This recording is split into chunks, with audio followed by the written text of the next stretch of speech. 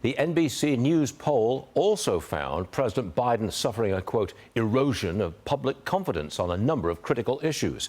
Joe Concha with me now. Any idea what Democrats will do about these numbers, like change the candidate or change the campaign? I think, Stu, at this point, and happy Monday, they're stuck at this point, right? We are now in late April. To throw somebody else in there at this point and install another nominee, in essence, plus Joe Biden would have to agree to all of this, and I'm sure he wouldn't. But even if he did, I don't think voters very much would like the fact that, hey, we had all these primary state votes, and then suddenly the Democratic Party power brokers are going to decide who gets inserted in there. But look, this poll is really devastating because it's not just that voters by a decisive margin believe Trump is the better president by 22 points. That's a staggering number in terms of how to handle inflation, cost of living, things you talk about on the show every day. But on who is more competent and effective, Trump beats Biden by double digits. On having the necessary mental and physical health, Trump nearly doubles Biden by a 21-point margin with only a quarter of voters, one quarter. So we're not just talking Republicans and conservatives here, but a big chunk of independents and Democrats saying they believe that the current president has no business seeking a second term. And the problem for Joe Biden is, Stu, that he's not going to get better with age as we head towards Election Day. We see what happens when he's outside of a teleprompter. I mean, patently odd and dishonest stories like, I don't know, his claim last week that his Uncle Bosie was consumed by cannibals.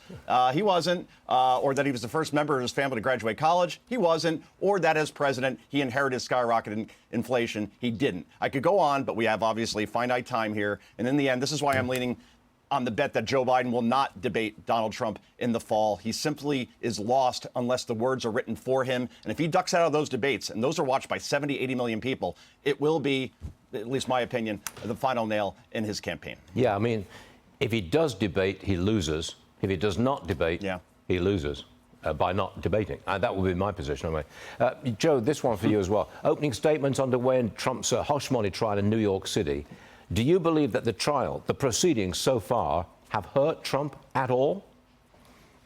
I think they've actually helped him to a certain extent. Now, it doesn't help that he's not on the campaign trail, but when he improvised last week and went to that Harlem bodega, I mean, that's as good a campaign ad as you're ever going to see. A Republican, a former president in Harlem, in a deep blue city, getting the reception that he did, that was telling right there. But overall, I think that because the jury selection has gone so poorly in terms of jurors being accepted, then dismissed, and the fact that Donald Trump's in this trial where even the prosecution can't seem to identify what the felony is here.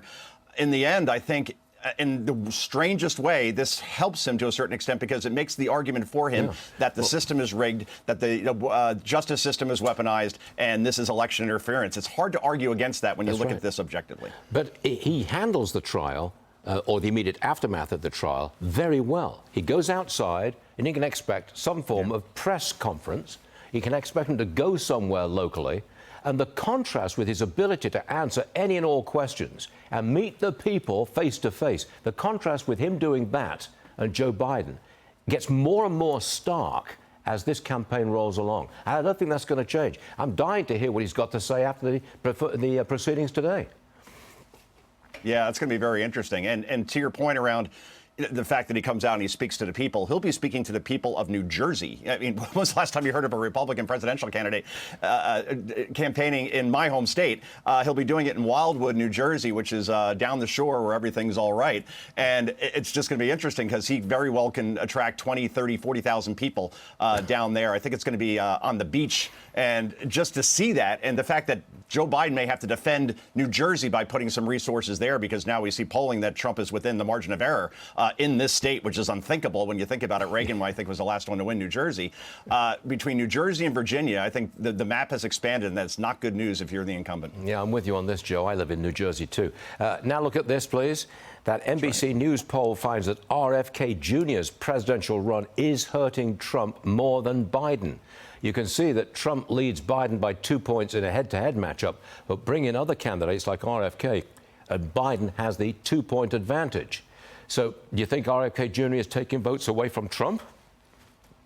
It is interesting. I mean, this is just one poll, and I know we just cited it, but in terms of the numbers around Trump and Biden as far as how to handle the economy. But I've seen a trend around that for 6 months where Trump is seen as the better person to handle X, Y, and Z. This is one poll. I'd have to see other polls that show RFK Jr. drawing from Trump than Biden, because I've seen other polls where it seems RFK is drawing from Biden more than Trump. But either way, I think in the end, we remember what Ross Perot did in 1992. He got 19% of the vote. Bill Clinton ended up winning the presidency with just 43% of the vote, while the incumbent, which was George W. Bush, only got 38%. So I don't know what to make of this poll. If I see 4 or 5 others that tell me the same thing, then that's telling us something. What, I have no idea, because RFK is decidedly liberal and definitely a Democrat, at least an old school one. So I just don't see him drawing from Trump, because on the issues, they almost don't align on anything.